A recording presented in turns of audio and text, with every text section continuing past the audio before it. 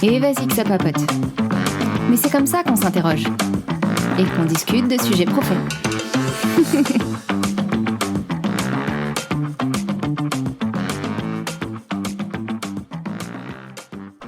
Est-ce que tu veux te présenter ?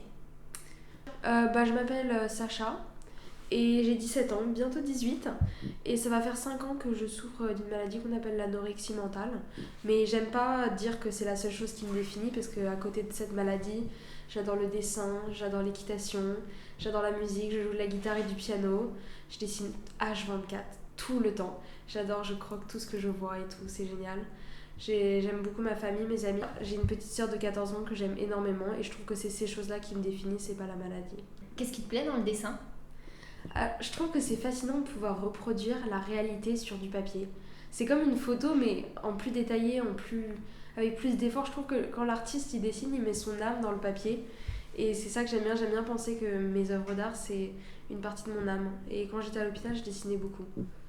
J'ai regardé un peu les dessins que tu faisais, je les trouve très beaux sur Instagram. Merci. Je regrette que tu n'en publies pas plus d'ailleurs. Non, parce que honnêtement, c'est un peu compliqué en ce moment parce qu'avec les TCA viennent aussi la dépression. Et du coup, j'ai beaucoup de mal à me forcer à faire les activités que j'adorais avant. Je dessine encore de temps en temps, mais c'est beaucoup plus rare. Pourquoi ? C'est une sorte de punition que tu te... Pas vraiment, mais en fait, souvent les TCA, soit ça vient à cause de la dépression, soit la dépression vient avec le TCA et souvent c'est le deuxième cas. Dans mon cas, en tout cas, c'est le deuxième cas. Et du coup, quand on est déprimé, on n'a plus envie de rien faire, on perd le goût pour les activités qu'on aimait, on veut plus faire toutes les choses qu'on adorait faire avant parce qu'on a l'impression que rien ne vaut le coup. Et du coup, je dessine plus trop en ce moment, malheureusement. Je dessine encore dans mon journal et pendant mes cours parce que je m'ennuie. Mais j'ai du mal à me poser devant une feuille et à faire de l'art comme je faisais avant. D'accord. TCA, trouble du comportement alimentaire. Raconte-nous ton histoire, comment c'est arrivé ? Alors en fait, c'est très compliqué. En fait, j'ai pas une cause qui définirait mon TCA. Honnêtement, c'était vraiment une espèce de marmite où on a jeté plein d'éléments et ça a fait le TCA. Je vais jamais donner de nom. Anorexie, voilà. Et en fait, quand j'étais petite, j'étais une enfant super heureuse, honnêtement. Genre, j'adorais manger et j'avais une famille géniale. Ma mère m'adore, mon père m'adore, j'ai une petite soeur que j'adore. Franchement, j'ai une enfance hyper heureuse. Et puis après, c'est arrivé la puberté. Et en fait, j'étais tellement heureuse dans l'enfance que j'ai refusé de grandir. Je voulais plus grandir, je voulais pas. J'avais des formes féminines, j'ai eu mes règles, j'ai vécu ça comme un énorme traumatisme. J'ai pleuré, je me sentais sale, je me sentais dégoûtante. J'avais l'impression d'être un enfant qu'on aurait catapulté dans le monde des adultes alors qu'il n'était pas prêt. Et avec ça aussi, j'étais une enfant très discrète et les gens à l'école, ils m'aimaient pas trop. Je me faisais pas harceler, mais j'étais mise de côté. Les gens m'ignoraient, personne ne voulait me parler, personne ne voulait se mettre à côté de moi en groupe. Du coup, j'ai développé une estime de moi extrêmement basse. Et là, le confinement est arrivé. Et pendant le confinement, comme beaucoup de gens, je m'ennuyais, donc je grignotais. C'est pas un mal de grignoter, bien sûr, mais dans mon cas, je grignotais et je ne faisais pas de sport. Et du coup, j'ai pris beaucoup de poids. Et je l'ai très très mal vécu. Du coup, j'ai commencé à chercher si je pouvais faire un petit régime, ça serait quand même un petit peu mieux, juste pour perdre quelques kilos. Donc là, je suis rentrée en 4e et notre prof de biologie nous a appris ce que c'était que les calories et les régimes. Et il nous a demandé de compter nos calories pendant une journée et de présenter à la classe ce qu'on mangeait. Et là, je me suis dit, tiens, si je compte le nombre de calories, peut-être que j'arriverai à perdre du poids. Quel était l'objectif de ce cours à la base de la part de ton prof ? Je crois que c'était juste nous instruire sur la bonne alimentation et c'était pour nous instruire sur la bonne alimentation, les bonnes hygiènes de vie, qu'il fallait pas manger trop de gâteaux, de soda et tout. Ça devait être ça l'objectif du cours. Honnêtement, moi je trouve ce cours très toxique parce que bon, je crois que de toute façon j'aurais eu un TCA, mais franchement ça m'a pas aidé de devoir compter mes calories pendant une journée parce que tout de suite je me suis dit tiens, et si je réduisais un peu le nombre de calories que je mangeais. En plus, ça n'a pas aidé que j'étais une enfant qui est toujours dans la fourchette haute de l'IMC, donc j'ai toujours été pas très très loin du surpoids. Et il y a des docteurs qui sont venus me voir, enfin j'avais rendez-vous avec ces docteurs, et ils m'ont dit arrête de manger des gâteaux ou tu vas devenir grosse. Et du coup, tout de suite, je me suis dit ah mais tous mes problèmes c'est à cause de ça, tous mes problèmes c'est parce que je suis grosse. Du coup, pour moi, le régime c'était la solution idéale pour enfin m'apprécier plus. Est-ce que quand tu as commencé à faire ce régime, t'étais déjà un peu en dépression ? Oui. En fait, c'est assez compliqué. À cause de la puberté, j'étais vraiment très très mal dans mon corps et j'ai commencé à me scarifier. T'as commencé la scarification À 12 avant ans. les TCA. Avant les TCA. Du coup, j'ai commencé à me scarifier. Donc, au début, c'était vraiment quasi rien. C'était avec des petits ciseaux à ongles et tout, mais ça me faisait du bien. C'était comme si toute la douleur que j'avais en moi se relâchait dans un acte. L'acte de scarification, arrête-moi si je me trompe, mais généralement on se scarifie parce qu'en fait on a une trop grosse douleur au fond de soi et se faire du mal physiquement, en fait, permet d'extérioriser cette douleur interne. C'est exactement ça. C'était exactement ça pour moi. En même temps, je m'aimais pas et je souffrais énormément. Et du coup, je me scarifiais pour extérioriser cette douleur. Et aussi, il y a une partie de moi qui me détestait et du coup, je voulais me punir d'exister. Donc, je me scarifiais. Tu ne t'aimais pas dans cette puberté, c'est-à-dire en tant que femme à En tant que devenir... femme, je m'aimais pas. Je m'aimais quand j'étais enfant, mais la puberté, j'ai fait un blocage dessus. Pour moi, j'étais pas prête. J'ai eu la puberté très très tôt, avant tout le monde, avant toutes mes amies.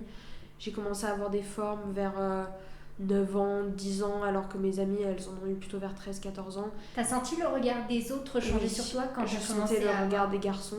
J'ai jamais été agressée sexuellement ou violée, même si ma mère me demande souvent si je cacherais pas un attouchement ou quelque chose parce qu'elle comprend pas vraiment pourquoi je suis tombée malade, même si j'essaye de lui expliquer. Mais j'ai jamais été agressée sexuellement ou quoi que ce soit.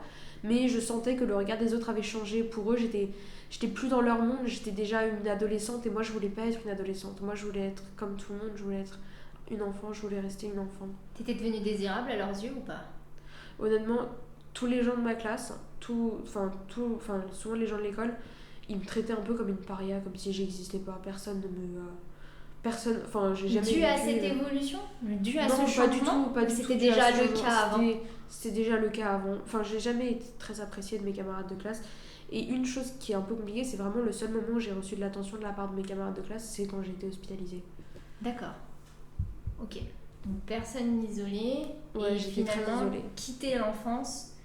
Ça a été trop dur pour moi. Ok. Tu commences à faire ce régime, donc t'es déjà en dépression. À ce moment-là, t'es accompagnée ou pas? Tu t'es consciente Non. que t'es en dépression? Non, qu'il y a pas quelque du chose tout. qui va pas? Pas du tout. Je me sens malheureuse, triste, déprimée. Mais je m'y connaissais pas. Je m'y connais pas en santé mentale. Je savais même pas que c'était quelque chose qui existait, la santé mentale. Du coup, j'en parlais pas, j'en parlais à personne. Ah, j'ai oublié de préciser une chose. Avant le début de mon régime, en fait, je détestais tellement mes formes féminines que je me suis dit que j'étais transgenre. Donc, j'ai fait une transition. J'ai coupé mes cheveux, je me suis acheté un binder pour aplatir mes formes. Et j'ai dit aux autres que j'étais un garçon parce que je me détestais tellement, je détestais tellement mon corps que je me suis dit ah, je déteste mon corps parce que je suis un garçon en vrai. Mais du coup, pendant 3 ans, j'ai pas envie de dire jouer cette mascarade parce que je jouais pas, je pensais réellement que j'étais transgenre. Mais j'ai joué le rôle d'un garçon et 3 ans plus tard, j'ai compris que c'était pas moi, que ça ne m'allait pas. Et du coup, j'ai détransitionné. Comment est-ce que t'as compris que t'étais une femme qui finalement se reconnaissait femme? Pas femme, je voulais être une fille. Une fille, ok. Qu'est-ce qui fait que finalement t'acceptes le fait d'être fille plutôt que de te transformer en garçon? En fait, je crois que je voulais être trans déjà parce que je détestais les formes féminines, mais aussi parce que je me détestais moi-même. Et pour moi, être un garçon, ça me permettrait de créer une nouvelle identité. J'avais changé de prénom, je m'appelais Solal maintenant. Et pour moi, Solal, c'était une personne que j'idéalisais un peu. C'était un garçon sûr de lui, avec des amis, drôle et tout ce que j'étais pas en fait. Quelqu'un de sociable, extraverti. Et je voulais être cette personne. Et du coup, c'est pour ça que je me suis tellement accrochée à l'idée d'être transgenre. Parce que pour moi, c'était comme un changement d'identité. D'accord. On revient au régime. Tu commences le régime, Ouais. ça commence. Donc tu dis que finalement compter les calories, ça t'a pas aidé. Non, j'ai commencé directement à compter mes calories et il y a quelque chose dont j'ai très honte de l'avouer, mais en fait, notre professeur de biologie nous a demandé à moi et mon ami de faire une présentation, un PowerPoint à présenter à la classe sur l'anorexie mentale. C'est la première fois que j'ai découvert ce que c'était que l'anorexie mentale. Et moi qui étais extrêmement mal dans ma peau et que tout ce que je voulais c'était réussir à m'apprécier, je me suis dit tiens, si je fais comme ces filles qui perdent du poids, moi aussi je m'apprécierais. Et donc je me suis dit je vais manger très peu, mais je ne deviendrai pas anorexique, moi ça m'arrivera pas. Moi je vais juste manger peu et perdre du poids. Du coup, j'ai commencé à couper mes calories. Je suis descendue à X calories par jour. Et je me rappelle encore de l'anniversaire de ma soeur où il y avait des gâteaux, des bonbons. Et c'était vraiment le tout début de mon régime. Mais déjà, j'étais hyper stricte. Je voulais absolument pas m'autoriser un écart. Du coup, je suis allée m'asseoir dans la voiture pendant 1 heure pour être loin des gâteaux et des bonbons. Et j'étais déprimée, mais en même temps, j'étais heureuse. J'avais l'impression d'avoir du contrôle, de la force mentale que les autres n'avaient pas. C'est horrible comme sentiment. Parce qu'on a l'impression d'être au-dessus du monde quand on s'affame. Et surtout de reprendre le contrôle sur soi. Exactement. Et sur sa vie en fait. Enfin, mon corps, il avait changé sans que je le veuille. Et maintenant, je le contrôlais et je le forçais à redevenir enfantin. Plus tu perdais du poids, plus tu te sentais mentalement, en tout cas tu avais l'illusion de te sentir bien. Oui, mais c'est compliqué parce que c'est pas du tout la fin de mon histoire. Vas-y, continue. En fait, du coup, ensuite, j'ai perdu beaucoup de poids. Et mes parents l'ont remarqué. Et ils m'ont emmené voir un psychiatre. Et ce psychiatre, franchement, ne m'a absolument pas aidée. La première chose que ce psychiatre m'a dit, c'était que j'avais pas la force mentale pour être anorexique. Donc que je ne le serais jamais. Et ça, j'ai pris ça comme un défi. Je me suis dit, lui, il pense que j'y arriverai pas, mais je vais lui prouver que moi, je vais y arriver. Je vais perdre du poids, je vais être maigre. Du coup, j'ai continué à perdre du poids. Et ensuite, j'ai atteint un poids franchement bas. Et là, j'ai décidé, je me suis dit, ok, je suis trop malheureuse, je suis trop mal, je suis obsédée par mon poids, je vais essayer d'aller mieux. Et c'est là que je suis tombée droit dans la boulimie. J'ai commencé à manger plus et j'arrivais plus à m'arrêter. Je mangeais, je rentrais de l'école, je mangeais encore, je me faisais vomir pendant des heures, puis après je remangeais derrière. Alors je te coupe, excuse-moi Sacha. Pourquoi est-ce que tu décides d'aller mieux? Donc tu as atteint finalement le max de ce que tu pouvais perdre. Finalement Non, ça même prend pas. Non, même pas. Non. Ok. Donc finalement t'estimes que t'es pas plus heureuse qu'avant. Non, j'estime que je suis pas plus heureuse et surtout mes parents commencent à s'inquiéter. Ils me disent Sacha, qu'est-ce qui se passe, tu peux nous parler et tout. Et une fois, j'avais oublié de préciser, mais j'ai failli m'évanouir dans la douche. Je me douchais, j'avais pas mangé depuis X jours et j'ai failli m'évanouir. Et là, je me suis dit stop, sinon je vais finir à l'hôpital. Et même que ma mère m'avait emmenée à l'hôpital, mais il m'avait dit que j'étais pas assez maigre et que du coup, il pouvait rien faire pour moi. À quel moment est-ce que les personnes les responsables de santé estiment que tu es assez maigre pour être prise en charge? C'est horrible. Le système de prise en charge des TCA est atroce en France. Je suis désolée, mais il faut le dire comme ça. En fait, bon, ça fait partie de mon histoire plus tard, donc je le raconterai plus tard. Mais en fait, pour être hospitalisée pour anorexie, moi je connais 2 cas, peut-être que je me trompe, mais je connais 2 cas. Soit tu fais une aphasie totale, c'est-à-dire que tu ne manges rien et du coup tu finis à l'hôpital, peut-être ou non avec la sonde nasogastrique. Soit tu atteins un poids très bas ou alors tu atteins des constantes vitales très très basses. Comme et là, le cœur par exemple. Comme le cœur, la température corporelle et tout. Mais franchement, c'est très dur de se faire hospitaliser si on n'est pas à un poids très bas. Parce que comme ils n'ont pas beaucoup de place dans les hôpitaux, ils privilégient les cas les plus graves. Et je peux comprendre d'un côté, mais en même temps, c'est horrible parce que moi, par exemple, du coup, j'ai pas été prise en charge jusqu'à ce que j'ai atteint un poids extrêmement bas. Et peut-être que si j'avais été prise en charge plus tôt, ça n'aurait pas arrivé là. T'as dit tout à l'heure que t'avais pas mangé depuis plusieurs jours. Ton entourage s'est pas rendu compte, tes parents ne se sont pas rendus compte que tu mangeais pas? Parce que moi, par exemple, ça se voyait que je mangeais pas. J'étais une gourmande. Ma vie, c'est la bouffe, tu vois. La bouffe, c'est ma vie. Moi aussi, c'était ma vie. Et en fait, quand t'arrêtes, ben, les gens qui te connaissent bien et avec qui tu dînes tous les soirs, ils le voient en fait. Ils voient que ton assiette, c'est plus la même, que t'as réduit les portions, que... Enfin, tu vois, moi, mes parents, enfin, surtout ma mère, elle l'a vu tout de suite. Elle a capté tout de suite. Et je pense même qu'elle a capté avant moi ce qui m'arrivait. Moi aussi, ma mère, je crois qu'elle a compris avant moi. Parce que je pesais X kilos et j'étais pas à un poids bas. Et elle est venue me voir, elle a fait Sacha, écoute, on est inquiet pour toi. Honnêtement, on pense que tu deviens anorexique. Et c'était la première fois qu'on avait utilisé ce mot pour me décrire. Et moi, j'avais immédiatement repoussé en me disant mais non, mais ça arrive qu'aux autres personnes, ça m'arrive pas à moi, vous inquiétez pas, moi je fais juste un régime, je contrôle et tout. Et en fait, oui, j'avais pas mangé depuis X jours. Mais en fait, j'avais dit très clairement à mes parents, j'ai pas faim. Vraiment, j'ai mangé un gros déjeuner à l'école. Et ils avaient pas de preuve que c'était pas vrai, donc ils ont été obligés de me croire.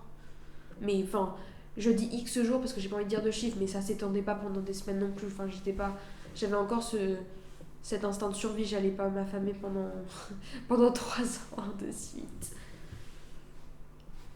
On a dit qu'on ne donnait pas de chiffres.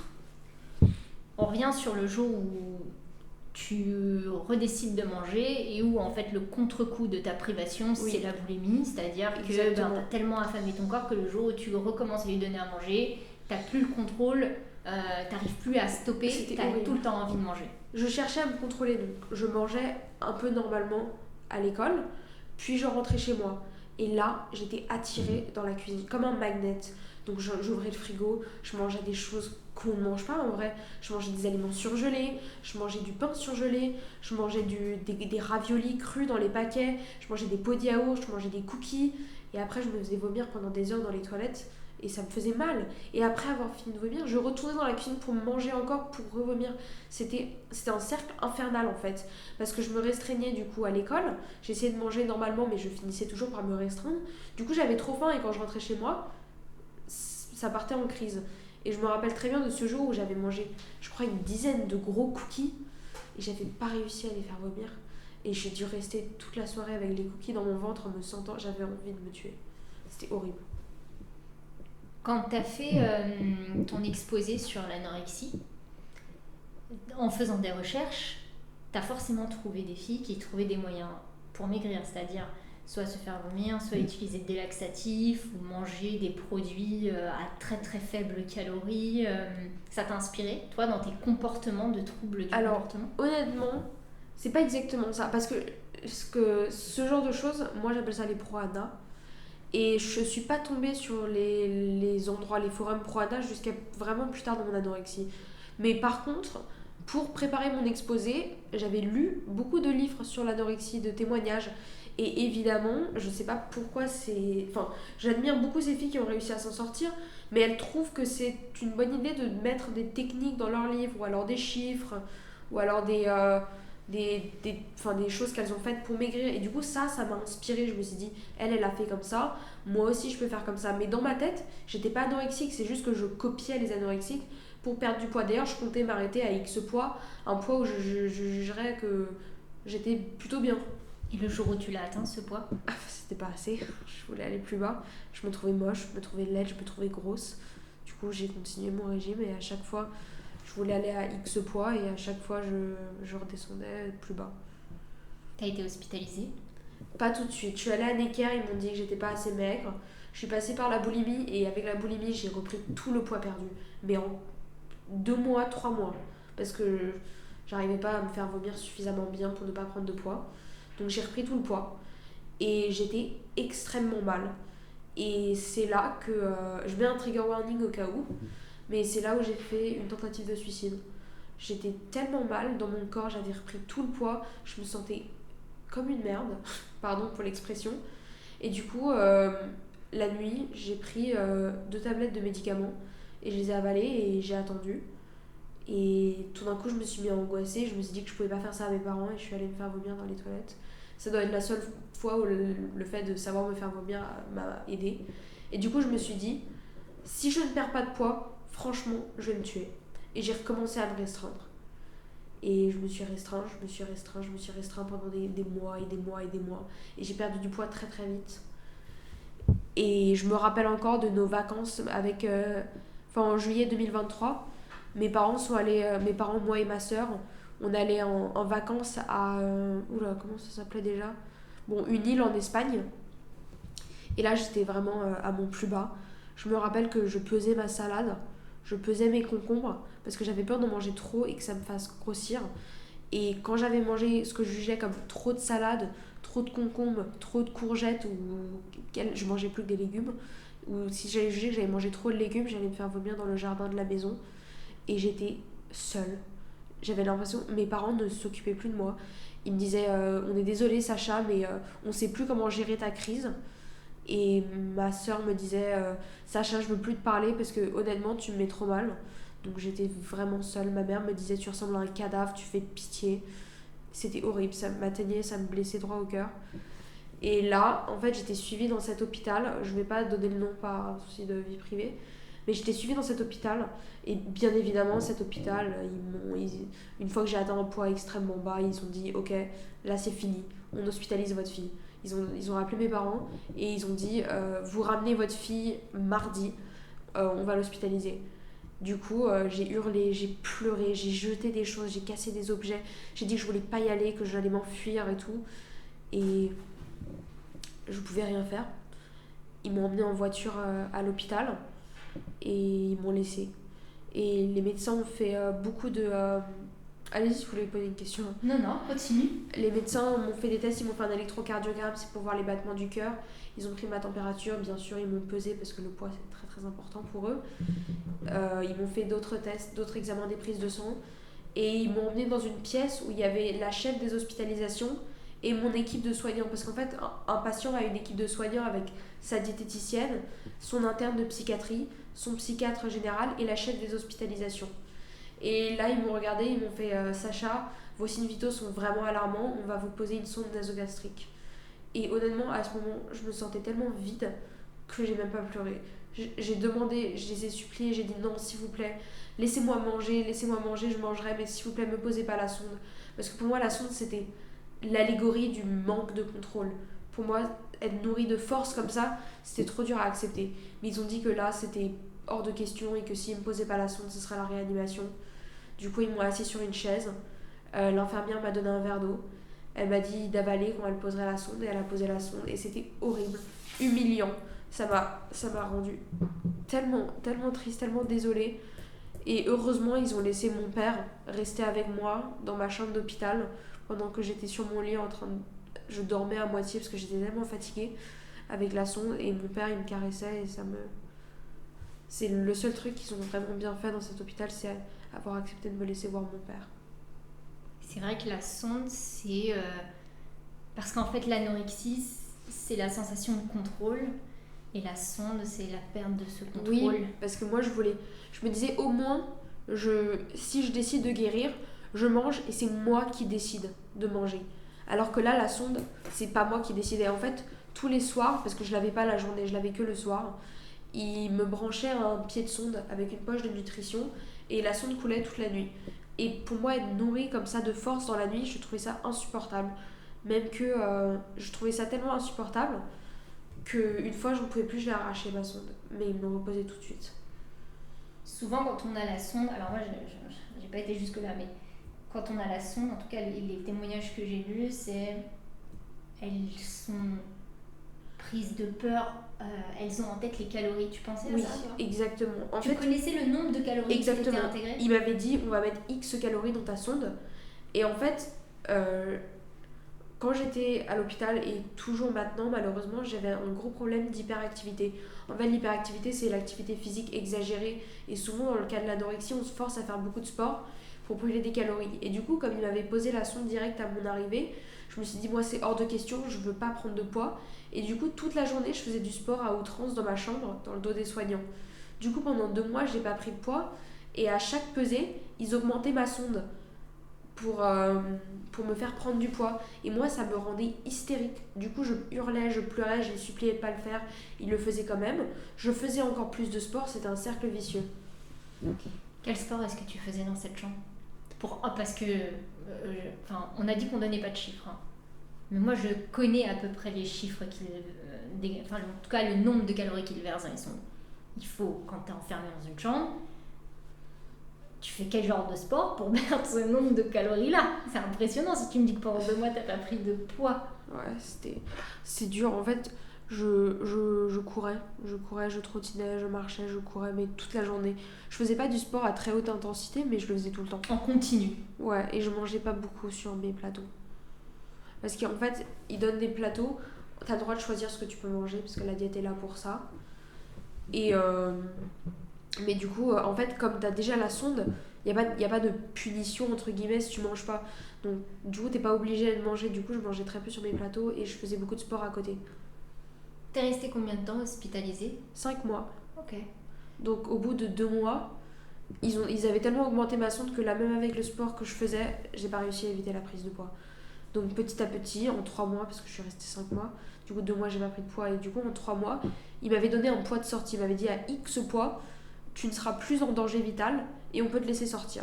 Et ton objectif c'était pas plutôt d'atteindre ce poids pour pouvoir sortir et reprendre le contrôle, comme le font beaucoup de personnes ? Honnêtement, je savais pas si j'aurais le courage de recommencer à tout, la restriction. Honnêtement, j'avais prévu de me tuer à ma sortie si j'atteignais ce poids. Je me suis dit, si j'atteins ce poids, franchement, je me suicide à ma sortie. Parce que je me trouverais tellement énorme que je me disais ça allait pas être possible de vivre ne serait-ce qu'une seule seconde dans ce corps. Et du coup, à chaque fois que je prenais du poids, je faisais des crises mais épouvantables dans tout l'hôpital. Je me frappais, je m'arrachais les cheveux, je hurlais. Tout ça parce que j'avais pris du poids. Et c'était un enfer. Les soignants étaient adorables. Franchement, j'étais dans un bon hôpital. Les soignants étaient vraiment adorables, ils étaient gentils, ils étaient prévenants, ils étaient compréhensifs. Mais je garde un très mauvais souvenir parce que ça reste une prise de poids qui a été imposée sur moi quand j'étais pas prête. Et j'en garde de mauvais souvenirs. T'étais pas seule dans cet hôpital, il y avait d'autres personnes qui étaient comme toi traitées pour de l'anorexie. Oui. Vous en parliez entre vous? En fait, dans cet hôpital, il y avait 20 lits au total. Donc il y avait 14 lits psychiatriques pour les maladies psychiatriques. Donc c'est que des ados. C'est un hôpital pour ados. Et il y avait 6 lits pour patients atteints de TCA. Et en général, la durée de séjour pour un ado en psychiatrie, c'est 1 mois. Et pour TCA, c'est 3 à 4 mois. Vous étiez... Pardon, je te coupe. Oui, bien sûr. Vous étiez dans des chambres individuelles? On pouvait avoir des chambres doubles ou des chambres individuelles. En fait, j'avais demandé une chambre double parce que j'avais peur d'être seule la nuit quand je suis arrivée. Sauf que le problème, c'est qu'avec la sonde et aussi ce qu'ils m'ont donné, c'est le matelas anti-escar. C'est quoi le matelas anti... Ah, c'est... En fait, les escars, c'est ce qui se passe quand on a la peau trop fine et les autres près de la peau. Quand on se met trop longtemps sur une surface, ça peut avoir des bleus et le tissu peut se nécroser. Et franchement, c'est pas beau à voir, ça arrive surtout aux personnes âgées. Et du coup, il m'avait mis ce matelas. Et ce matelas, il fait du bruit parce qu'il bouge pendant la nuit pour éviter que je sois trop longtemps dans une position. Et du coup, à cause de ce matelas, je pouvais malheureusement pas être en chambre double parce que ça faisait du bruit la nuit avec la sonde en plus. Donc j'étais obligée d'être dans une chambre seule. Comment ça se passait avec les autres filles? Si vous n'étiez que des filles ou est-ce que c'était Oui, mixte? avec que des filles en TCA. Parce que je sais qu'il y a beaucoup de garçons qui ont des TCA, mais en général, ils sont pas pris en charge parce que c'est pas remarqué, parce qu'on pense que c'est une maladie de filles, alors que les TCA ne discriminent pas. Et du coup, honnêtement, je me suis fait des amis pour la vie. Les filles étaient adorables. J'avais une amie que je vais appeler Lucie. Et Lucie, on lui avait posé la sonde un jour avant moi. Et du coup, tout de suite, quand elle m'a vue, elle a dit « Ah bah on va lancer une mode ». Et ça m'a fait sourire. Et c'est la première fois que j'ai souri depuis... C'était la première fois que j'avais souri depuis longtemps. Et j'étais vraiment heureuse de m'être trouvé une amie. Donc on pouvait pas se mettre à côté au repas parce qu'on était... En fait, ils ont un système de table thérapeutique. La table rouge, c'est quand tu viens d'arriver. La table orange, c'est quand tu commences à progresser. La table verte, c'est quand tu es proche de ta sortie. Et du coup, on n'était pas toujours au même stade. Moi, je suis restée longtemps en table rouge parce que j'ai eu beaucoup de mal à accepter l'hospice, à manger et tout. Mais du coup, on discutait tout le temps. On se mettait à côté pour les activités. On essayait de choisir les mêmes activités et tout. Enfin, elle était vraiment adorable. Et pendant tout mon hospice, j'ai connu peut-être une dizaine de filles en TCA. Et franchement, elles étaient toutes adorables. Il n'y avait pas de comparaison, pas de compétition, on parlait pas de choses qui pouvaient mettre mal à l'aise les autres parce qu'on faisait très attention à ce qu'on disait. Enfin, franchement, je garde un super souvenir des gens là-bas. T'es restée en contact avec elle? Oui, bien sûr. Bah, d'ailleurs, samedi, je vais aller dîner avec deux de mes amis d'hospitalisation. On fait ça de temps en temps. On va dîner tous les 3, tous les 4, tous les 2. Et on discute. Même que j'avais dit... En fait, la dernière fois, avec Lucie, je suis allée dans un restaurant chinois de nouilles. Et je lui avais dit, si on m'avait dit à mon entrée à l'hôpital que je suis en train de manger des nouilles avec une amie d'hospitalisation, j'y aurais jamais cru. Vous êtes beaucoup à... Alors toi, t'as été hospitalisée une fois. Est-ce qu'après, t'as dû être réhospitalisée une seconde fois plus Alors tard? oui. Parce qu'il y a des rechutes. C'était pas pour rechute, mais en fait, ils m'ont dit tout de suite à l'hôpital, enfin tout de suite, ils m'ont dit assez vite que mon anorexie devenait chronique. Et du coup, ils savaient que j'allais soit me tuer, soit rechuter direct à ma sortie. Et du coup, ils ont dit stop, on va pas te laisser faire ça, on va te placer dans un hôpital de jour. Donc un hôpital de jour, enfin pour ceux qui savent pas, s'il y a des gens qui savent pas, c'est un hôpital où tu vas toute la journée, tu manges là-bas, le goûter et le midi, et tu rentres chez toi le soir pour dormir. Et du coup, je vais pas dire le nom de cet hôpital non plus, mais ils m'ont emmené à ma sortie de la... Enfin, je vais dire le nom de l'hôpital. À ma sortie de l'hôpital à temps complet, je suis allée quasiment directement à cet hôpital de jour. Et là-bas, ils sont beaucoup plus stricts. Par exemple, si on mange pas, on a des compléments alimentaires directs. Si on prend pas de poids, on a des compléments alimentaires. Honnêtement, je suis pas très d'accord avec la plupart de leurs méthodes, mais on peut dire que ça m'a aidé à ne pas rechuter. Et là-bas, en fait, leur but, c'est qu'on atteigne notre poids de forme, c'est-à-dire le poids auquel notre corps est confortable. Honnêtement, franchement, je crois que je ne connais pas mon poids, et je vais pas dire même si je le connaissais, mais je suis quasiment à mon poids de forme. Et franchement, même si c'est très très dur, c'est plus. Enfin, je me suis pas suicidée, ça c'est énorme. Mais j'arrive plus à l'accepter que quand j'étais très bas. Est-ce que tu sens quand même énergiquement, vitalement, une différence entre aujourd'hui, en approchant de ton poids de forme, et avant? C'est-à-dire quand tu étais vraiment sous-poids, quoi. Ah bah, il n'y a pas photo, vraiment. Quand j'étais en sous-poids, enfin, c'était horrible. En fait, mes parents m'ont fait remarquer, moi j'avais même pas remarqué. Quand je marmonnais dans ma barbe parce que j'avais plus l'énergie de former des mots. Et quand j'étais avec mes amis au lycée, je leur parlais pas parce que j'avais juste plus l'énergie. Bon, j'avais encore l'énergie de faire du sport à outrance parce que j'ai toujours fait beaucoup de sport et honnêtement, c'est un symptôme qui me suit encore même là où j'approche de ma sortie de l'hôpital de jour. Mais j'avais plus l'énergie de rien, je riais pas, je souriais pas. Et là, je me rappelle, à l'hôpital, c'était le deuxième soir après qu'il m'ait posé la sonde, il y a un des garçons qui était là en psychiatrie qui avait fait une blague. Et j'ai ri pour la première fois. Avec le début de la renutrition, j'avais réussi à rire pour la première fois. Et ça m'a énormément marqué.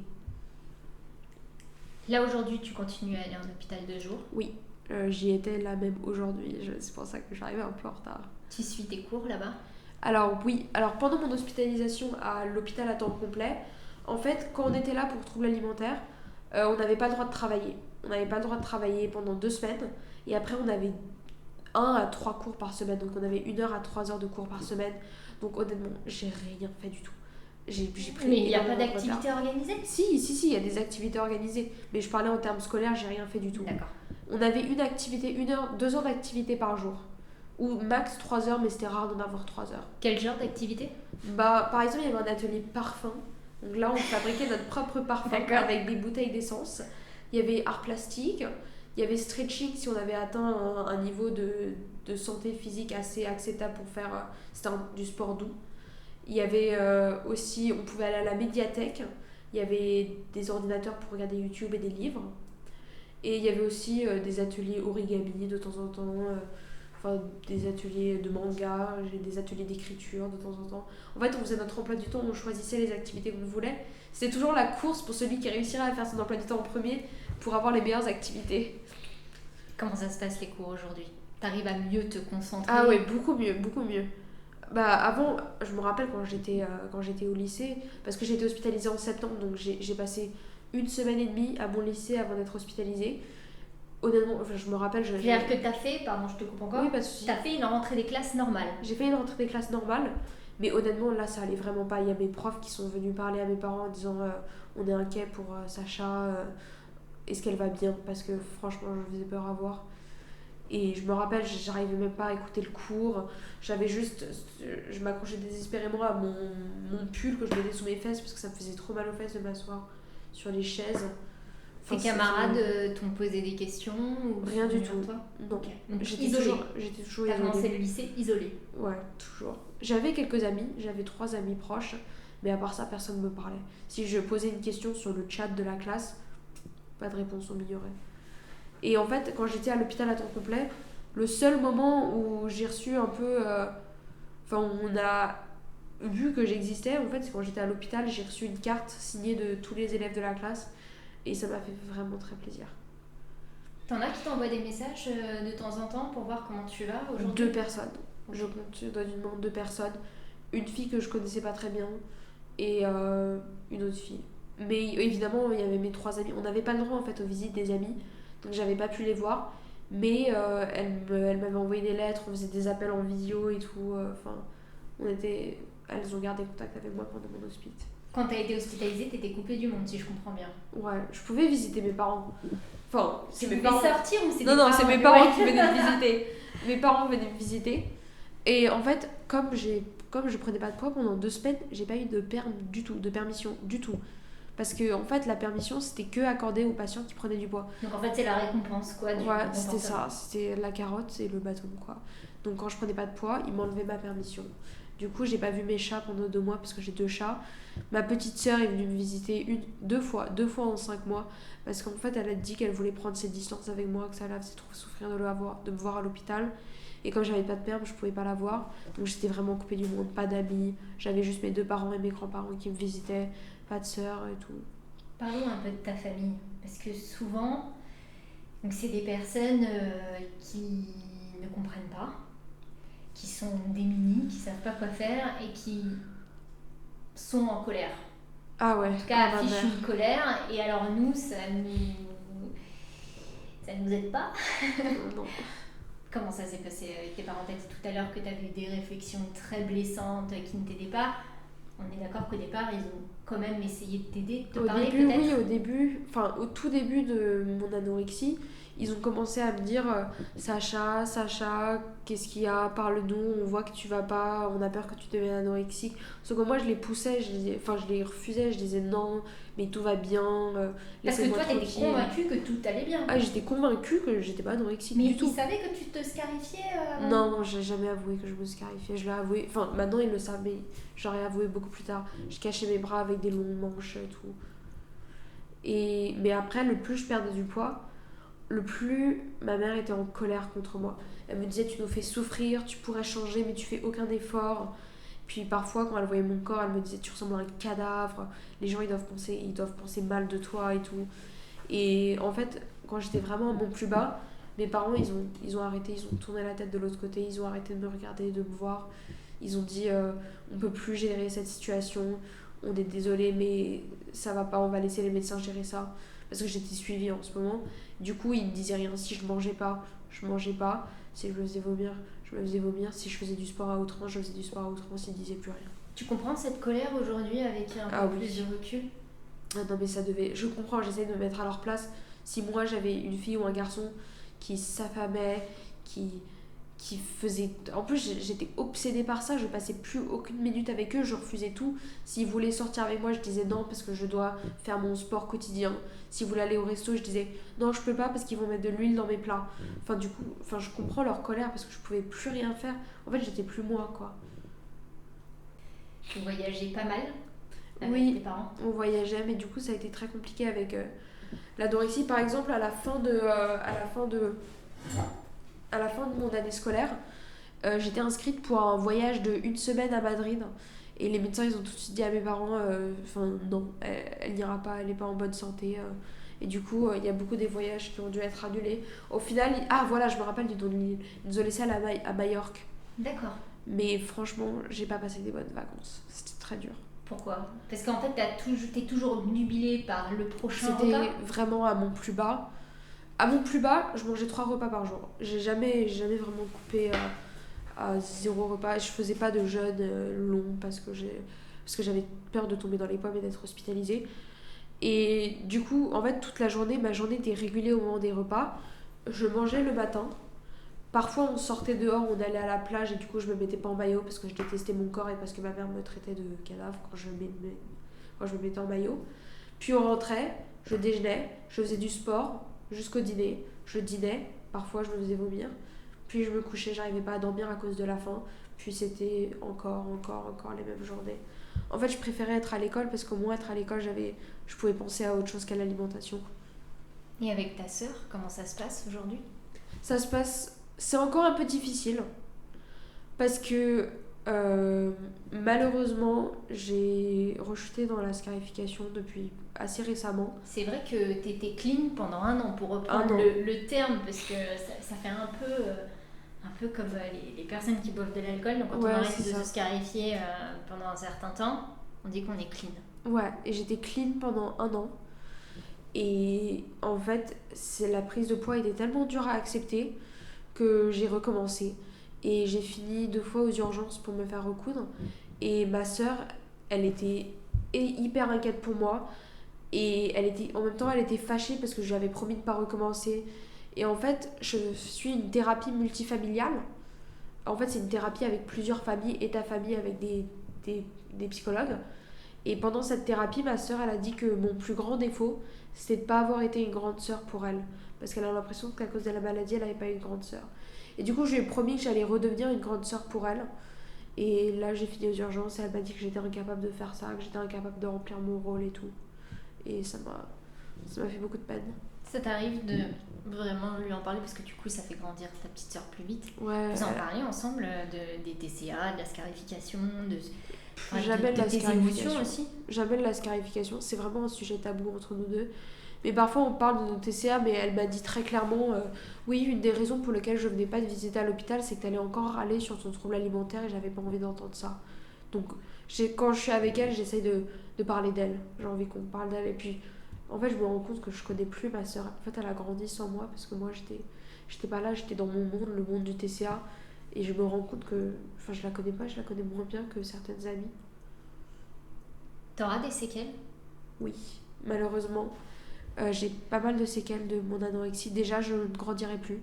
J'étais censée faire 1m62 à peu près. Et comme mon anorexie s'est développée assez tôt, je ferai qu'1m56 ma taille actuelle. Et j'ai une autre séquelle qui est assez importante. Bon, mon cœur va bien et il a récupéré. Et maintenant, je suis quasiment renutrie. Mais j'ai un problème qui va rester avec moi toute ma vie. C'est qu'en fait, à cause des années de privation, j'ai de l'ostéoporose. C'est-à-dire, c'est une maladie qui en général arrive aux vieilles personnes où mes os deviennent très faibles et très faciles à casser. Et du coup, cette maladie, elle prend 10 à 15 ans si elle se rétablit. Du coup, je vais garder ça sûrement toute ma vie. Donc, je peux plus faire de ski, je peux plus faire d'équitation. J'adorais l'équitation. Et par contre, je suis pas très intelligente parce que il m'avait annoncé que j'avais de l'ostéoporose. Et je suis allée en perme et je suis allée au marché de Noël faire des auto-tamponneuses. Voilà, maman, papa, oui, je suis désolée. C'était très drôle, je me suis rien cassé heureusement, mais franchement, c'était pas une bonne idée. Mais du coup, oui, je garderai ça toute ma vie. J'aimerais lire un post que tu as mis sur Instagram que j'ai beaucoup aimé et je voudrais te poser une question après ça, si t'es d'accord. Bien sûr. Oui, je n'aimais pas mon corps, oui, j'avais des insécurités, mais j'allais en cours et ne pas me faire peser à l'hôpital.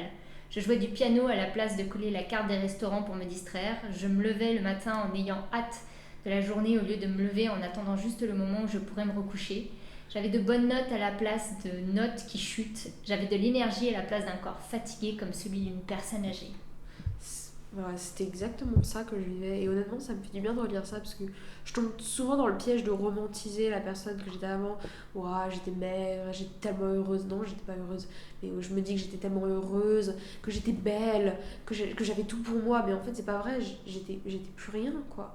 En fait, l'anorexie, elle m'a tout enlevé. Elle m'a enlevé ma personnalité, elle m'a enlevé mes centres d'intérêt.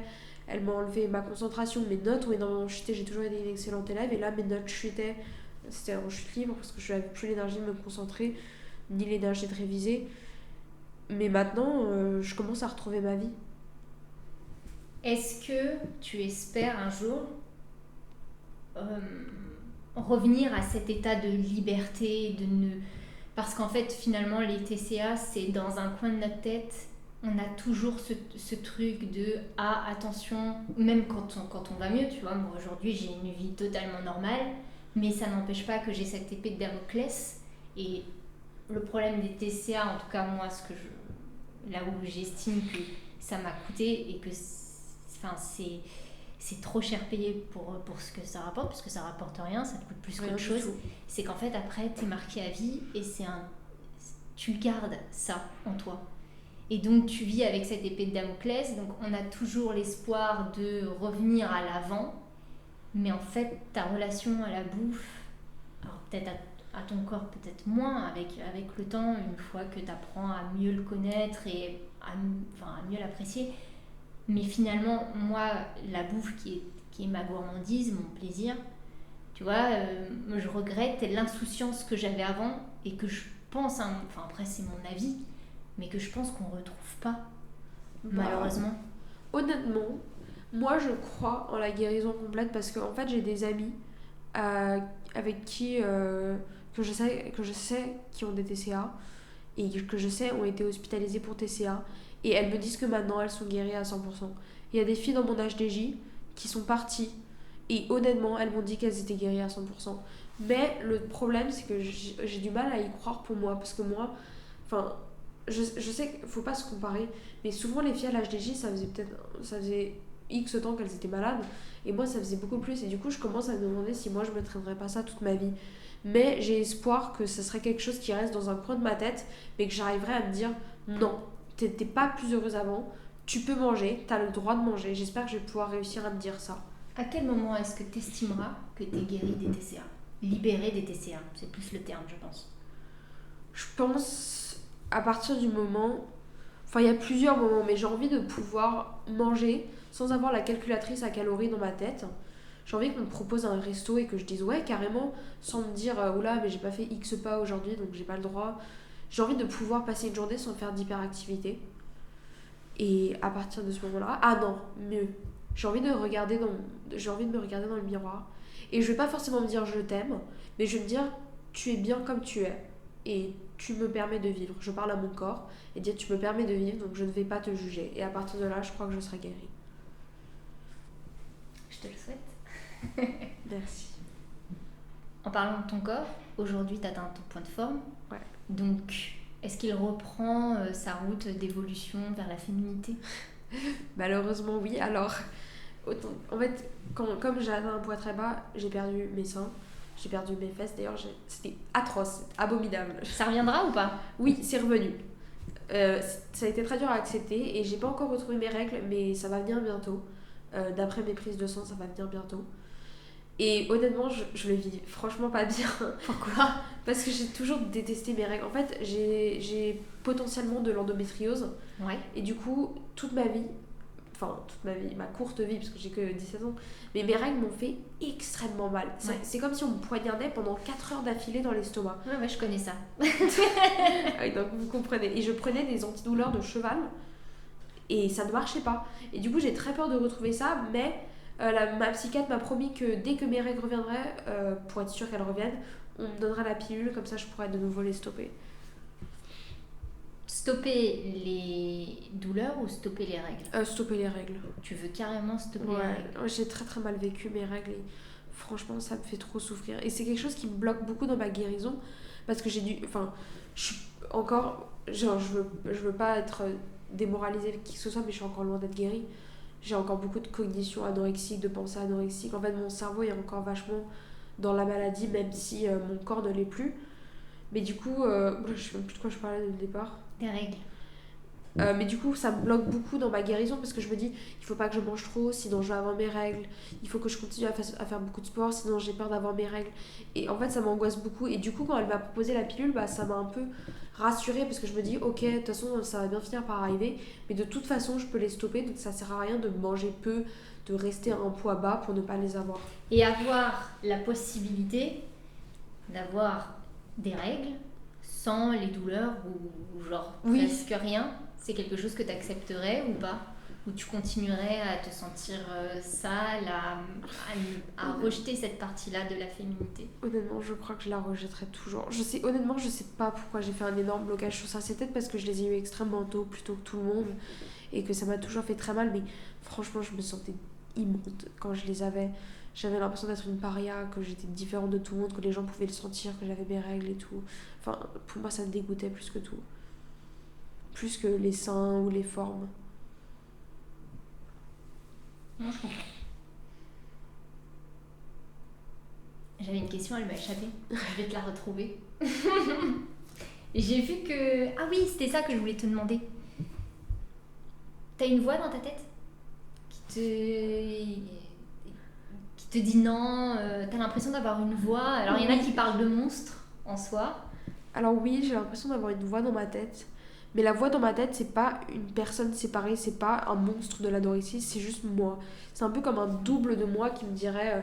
par exemple, je me rappelle, j'étais à l'HDG aujourd'hui même, je mangeais mon goûter et la voix de moi, la voix qui est ma voix, me disait « Non mais arrête, mange pas, t'es sale, t'es grosse, t'as déjà pris du poids, mange pas. » Et puis quand je suis sortie de la salle de goûter, la voix me disait « Mais vas-y, va te faire vomir, tu peux le faire. » Sauf que moi, j'ai essayé tant bien que mal de dire non à cette voix. Non, je suis pas sale, non, je suis pas grosse, j'ai le droit de manger. Et c'est toujours compliqué de me dire ça Mais oui, voilà, c'est un peu comme une voix dans ma tête, mais c'est la voix qui vient de moi. Pas... C'est un peu comme un double de moi, c'est pas un monstre ou une entité séparée. Il y, a C'est des, moi. il y a des clés pour contrer ça qui t'ont été données par les psychiatres. Alors honnêtement, on s'occupait de mon mental, oui. Mais j'ai quand même l'impression que pendant toute ma prise en charge, c'est très centré sur le physique. C'était beaucoup... En fait, ils m'ont beaucoup dit, reprends du poids et le mental ira mieux. Sauf que le problème, c'est que j'ai repris du poids et le mental va pas particulièrement mieux. Enfin, ça va un peu mieux, mais c'est toujours très compliqué. Donc on traite le symptôme et pas la cause, puisque C'est finalement exactement c'est ça. ton mental qui t'a amené à l'anorexie. C'est exactement ça. En fait, malheureusement, dans le système de soins pour les TCA en France, ils sont très intéressés par le poids et pas très intéressés au mental. Donc c'est pour ça que tu peux pas être prise en charge avant que tu sois bien malade et tout, c'est assez horrible. Et en dehors de ce système hospitalier, vous n'avez pas cherché à avoir un... Oui, on a cherché beaucoup de psychologues, mais il n'y en a aucun qui me convenait. On est allé voir une psychologue d'une association dont je ne vais pas citer le nom, mais c'était extrêmement spécial. La psychologue, on dirait qu'elle parlait de voodoo ou quelque chose, on n'est plus jamais revenu, c'était hyper étrange. Bon, bien sûr, il y avait mon psy qui a dit que j'avais pas le contrôle nécessaire pour être anorexique, enfin la force mentale pour être anorexique. Donc lui, bon, il est parti au Japon, tant mieux pour lui, mais je veux pas le revoir. Puis j'ai eu aussi une psy qui disait des choses bizarres, qui me mettait inconfortable et tout. Enfin, franchement, j'ai pas eu des très très bons psy. J'avais une interne géniale à mon hôpital à temps complet. Donc, je vais pas citer le nom, mais si elle écoute ce podcast, elle se reconnaîtra. J'ai même avoué des choses très... Enfin, pas dark, mais des choses drôles que je faisais en hospice. Et t'es pas resté en contact avec elle pour voir Pas si du elle pouvait tout, pas on n'avait t'aider, pas le droit. t'accompagner? Ok. On n'a pas le droit de les revoir en dehors de l'hospice. Mais par exemple, à la toute fin de mon hospice, je lui ai fait un câlin et je lui ai avoué que pendant tout mon hospice, en fait, mes parents, ils venaient en visite et ils me rapportaient des chewing-gums parce que j'avais pas droit aux chewing-gums. Et moi, je les cachais dans ma brassière et je montais et je les cachais dans ma chambre, dans mes chaussettes pour avoir des chewing-gums quand je voulais. Ou alors, je volais des paquets de sel dans la cuisine pour pouvoir avoir 2 sachets de sel parce que la bouffe était vraiment pas assaisonnée du tout. Du coup, je volais des sachets de sel pour en avoir plus et je lui ai avoué tout ça à la fin. Elle a beaucoup ri.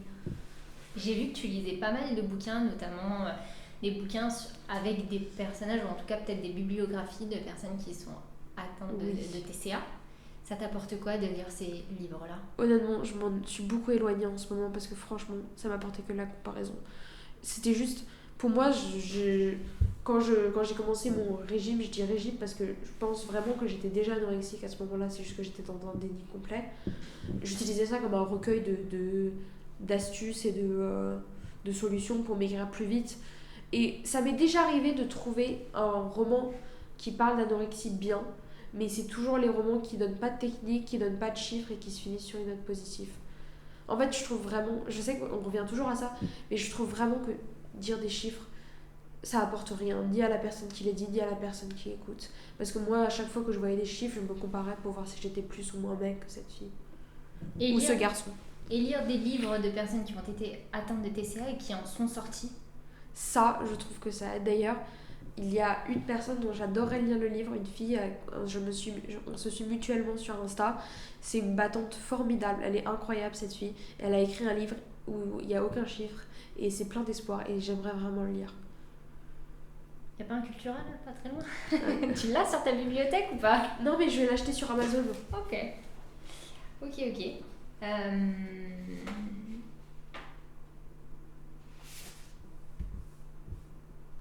Je crois qu'il y avait un autre passage que je voulais te lire. Non, je l'ai pas. Si, t'as lu Believe Relic. Oula, c'est quoi? Je sais pas, c'est un livre, je crois. En fait, t'as parlé des Believe. clichés des TCA. T'as dit que ce livre ne tombait pas. Ah, dans Believerexic! Eh oui. Ah, pardon, excuse-moi, j'ai mal écrit. Tu vois, c'est le correcteur. Believerexic! Ah, ce livre était génial parce que je le conseille à tout le monde parce que déjà il n'y a aucun chiffre et il n'y a aucune astuce et tout. Donc franchement, ça m'a pas du tout mis mal à l'aise ou trigger comme le langage courant le dit. Et en fait, c'est l'histoire d'une fille qui a un TCA qui a un mix entre boulimie et anorexie. C'est-à-dire qu'elle se restreint mais elle se fait vomir aussi. Et cette fille, ça se passe dans les 1980, entre dans un hôpital pour se faire soigner. Et elle raconte sa journée à travers cet hôpital, à travers sa prise de poids, à travers les rencontres avec les autres patientes, avec les soignants. Et le livre se finit sur un message d'espoir tellement puissant, et ça brise tellement les clichés comme quoi on n'est pas obligé d'être mec pour être anorexique, que franchement ça m'a beaucoup marqué ce livre et je le conseille à tout le monde. Le principal cliché, c'est ça. C'est de dire que c'est... Le principal cliché qui touche l'anorexie, c'est les anorexiques sont maigres, alors que non, les anorexiques sont pas maigres. D'ailleurs, il y a un pourcentage, seuls 6% des gens qui souffrent de TCA sont en sous-poids. Seulement 6%. Donc il faut arrêter de dire que si on a un TCA, on est maigre. Parce que moi j'avais un TCA avant d'être maigre, j'en avais un quand j'étais maigre et j'en ai toujours un maintenant, même si je suis plus maigre.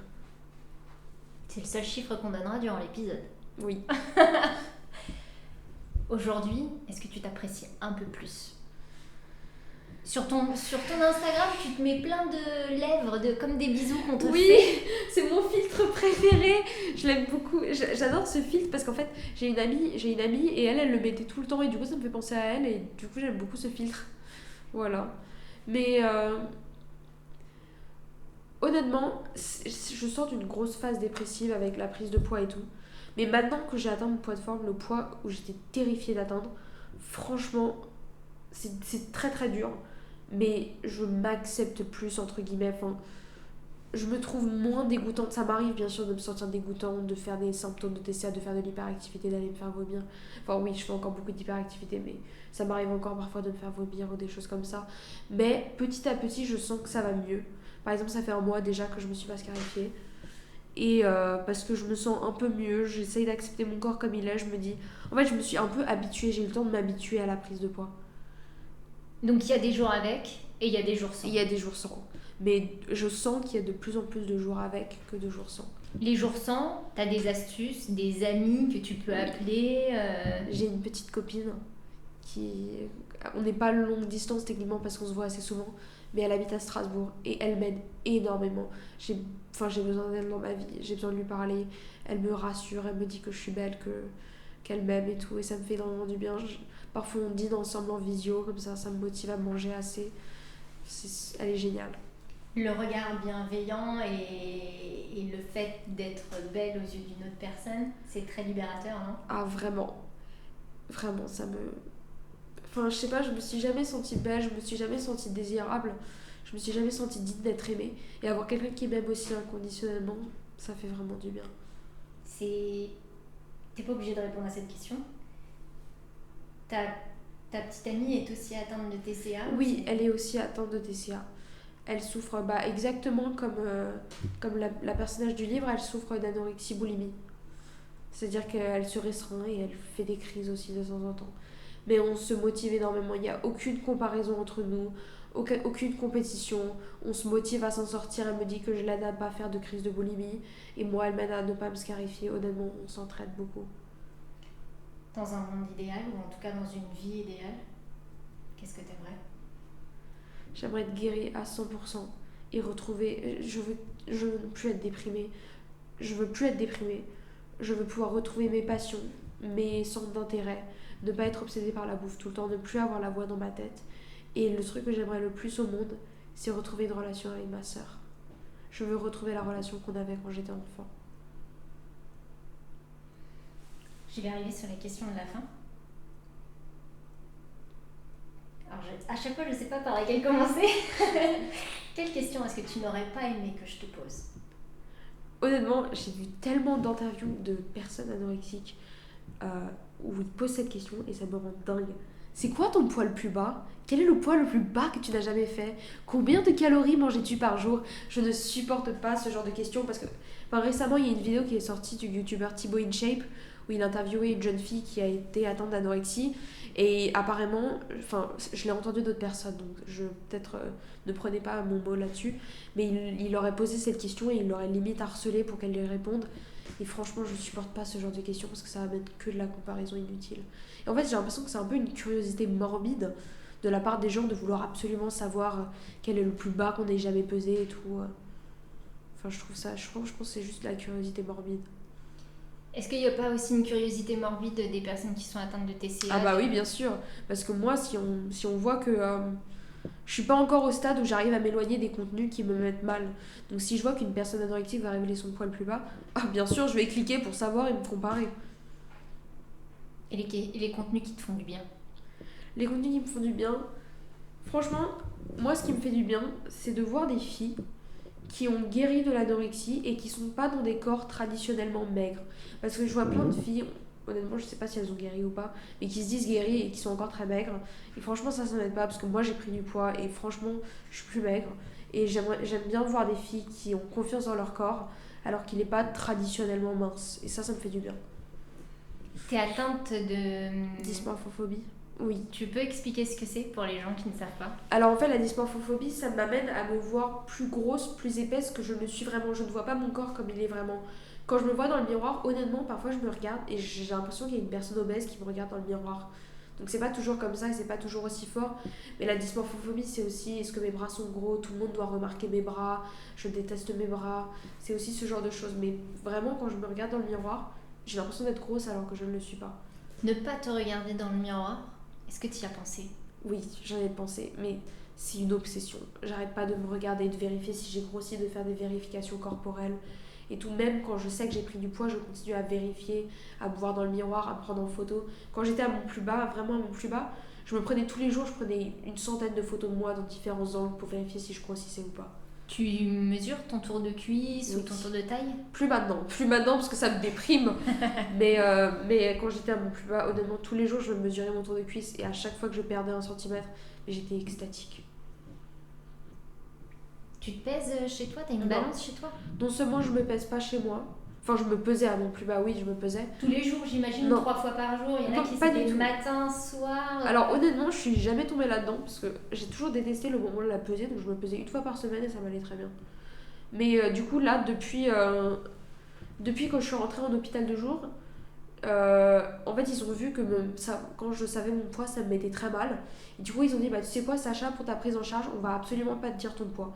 Et du coup je connais pas mon poids, je pense que j'ai atteint mon poids de forme, je peux pas en être 100% sûre mais je le sens dans mon corps, mais je ne connais pas mon poids et honnêtement ça me fait beaucoup de bien parce que du coup je redoute pas la peser parce que je connais pas et je suis obligée de trouver ma valeur dans autre chose que mon poids. Par contre, on est d'accord que tu connais ton poids de forme et que par Oui. conséquent, le jour où ils te diront c'est bon, t'as ton poids de forme, tu connaîtras ton poids. Le jour de ma sortie, je connaîtrai mon poids parce qu'en fait, ils vont me donner, j'aurais vu le donner à d'autres filles, ils me donnent une feuille de sortie, sur ma feuille de sortie, il y a tous les détails, par exemple mon poids d'entrée et mon poids de sortie. Et du coup, je saurais qu'ils me laisseront sortir quand j'aurai atteint mon poids de forme. Mais là, honnêtement, même si je l'ai pas encore atteint vraiment, je suis plus du tout en danger physique et franchement, ils me gardent plus pour le mental que pour le physique. C'est plutôt une bonne chose. Ah oui, c'est une bonne chose qu'ils s'occupent de mon mental parce que c'est ça qui m'a cruellement manqué pendant ma première hospice. Quelle question est-ce que tu aurais aimé que je te pose? Faut que je réfléchisse. Réfléchis, on a tout notre temps. Moi, j'aurais bien aimé qu'il y ait une question sur l'identité de la maladie. Enfin, se faire une identité de la maladie. C'est-à-dire, tu trouves qu'aujourd'hui... En fait, je trouve que quand on est anorexique, et ça devient rapidement une identité, on devient l'anorexique. On n'est plus Sacha ou Lucie ou Gervaine, on est l'anorexique. Et en fait, moi, je m'étais tellement... C'était comme un cocon pour moi, cette identité. Je me disais, je suis tellement rien, je suis une merde, mais au moins je suis anorexique. Je tenais ça comme une fierté, en fait. C'est-à-dire, t'es quelque chose. Je suis quelque chose. Et par exemple, ça rejoint la partie où je parlais de la lettre que mes camarades de classe m'ont envoyée. Je me disais, seulement quand je suis à mon plus bas dans mon anorexie, seulement quand je suis vraiment anorexique, on m'envoie des lettres et on fait attention à moi. Donc c'était presque devenu mon identité anorexique, ça faisait partie de ma personnalité. J'étais créative, joviale et anorexique. Et aujourd'hui? Et aujourd'hui, ça fait de moins en moins partie de mon identité. Et ça te plaît ou... En même temps, ça me manque parce qu'on a toujours tendance à romantiser notre plus bas. Parce qu'en fait, le cerveau, il est fait pour qu'on se rappelle pas des moments les plus durs et on se rappelle que de ce qui nous plaisait. Donc quand je repense à mon plus bas, je me dis waouh, mais j'étais tellement bien, j'étais belle, j'étais maigre. Alors qu'en fait, pas du tout. Mais petit à petit, je comprends que j'étais. En fait, le plus longtemps je reste à mon poids de forme, le plus je trouve ça facile, le plus ça devient facile. C'est marrant que tu dises ça parce que moi, le souvenir que j'ai de mon poids le plus bas, je me souviens de de la joie que j'avais le jour où je l'ai vu. Et en même temps, j'ai eu quand même une peur en me disant waouh, attends, c'est chaud. Mais je me souviens surtout, en tout cas moi, ce qui m'est resté, je me souviens surtout des sensations de mon corps Moi que aussi. je n'avais plus en fait. Tu vois, genre aujourd'hui, ce que j'aime, c'est sentir la puissance de mon corps. Et par exemple, tu vois, j'ai toujours été complexée parce qu'en fait, j'ai une taille très fine, je suis très fine du haut, j'ai des hanches larges. Donc là, tu vois, par exemple, aujourd'hui, avant, j'ai toujours été complexée par le bas. Et aujourd'hui, je suis hyper complexée par le haut parce que, en fait, voir la maigreur, j'ai toujours trouvé ça horrible. Tu vois, et sur moi, je la voyais pas. Mais tu vois, aujourd'hui, que je suis à un poids de. Non, je suis pas à mon poids de forme aujourd'hui parce qu'en fait, finalement, quand tu recommences à mener une vie normale, c'est-à-dire que tu atteins ton poids de forme. Alors, moi, je te parle pour moi, hein, mais je crois que majoritairement, ça se passe beaucoup comme ça. C'est que tu atteins ton poids de forme et après, forcément, tu vas le dépasser, mais pas de beaucoup, tu vois.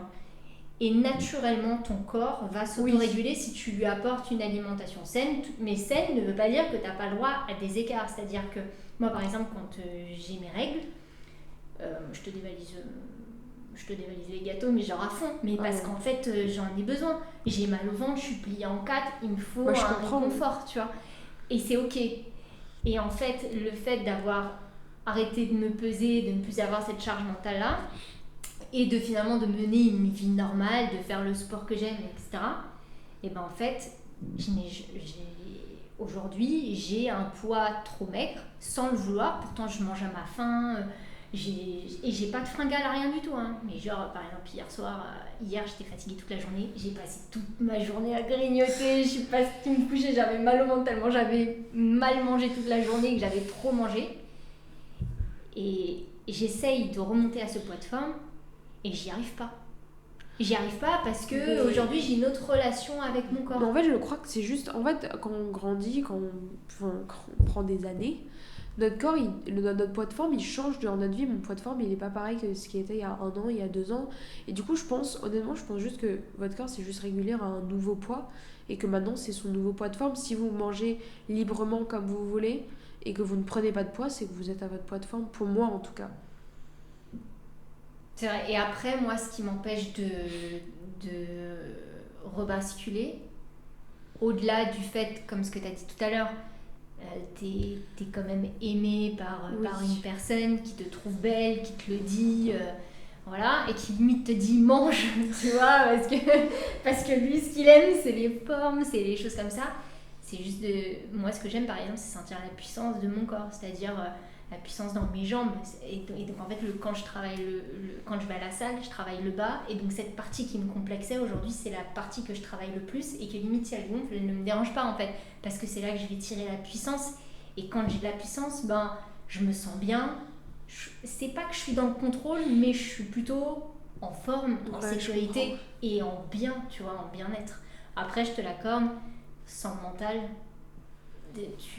moi je m'en serais pas sortie sans le mental.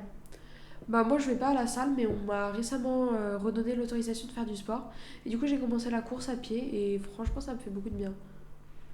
Tu cours combien de kilomètres T'as des restrictions? En fait j'ai des restrictions, j'ai le droit de courir que 1 heure. Mais honnêtement, à cause de l'anorexie, franchement, même si je faisais du sport à outrance, tous mes muscles ont fondu. Et du coup ça prend du temps à reconstruire les muscles. Et du coup franchement je suis très... je sais pas comment dire ça en français, mais j'ai 0 muscle et du coup j'ai pas beaucoup d'endurance et du coup j'essaie de reconstruire ça. Eh ben merci Sacha. Bah de rien, ça m'a fait plaisir. Est-ce qu'il y a un message que tu souhaiterais passer? Oui, honnêtement, je suis pas du tout guérie et je suis loin d'être guérie. Et je dis pas que je rechuterai pas et je dis pas que tout est rose pour moi. Mais franchement, il faut s'accrocher parce qu'il y a des jours où ça vaut le coup. Il y a des jours où je vais manger des ramen avec une de mes amies. Il y a des jours où je vois des gens que j'ai rencontrés sur Insta qui sont adorables. Il y a des jours où je vois ma copine et où je l'embrasse. Et ça vaut le coup de continuer à vivre juste pour ces petits jours-là. Donc on ne doit pas laisser le TCA nous consumer complètement. Il faut rester en vie, il faut rester là pour ces petites choses qui font que la vie vaut le coup. Et d'ailleurs, ton slogan sur Instagram, c'est « On baisse pas les bras ». Bravo.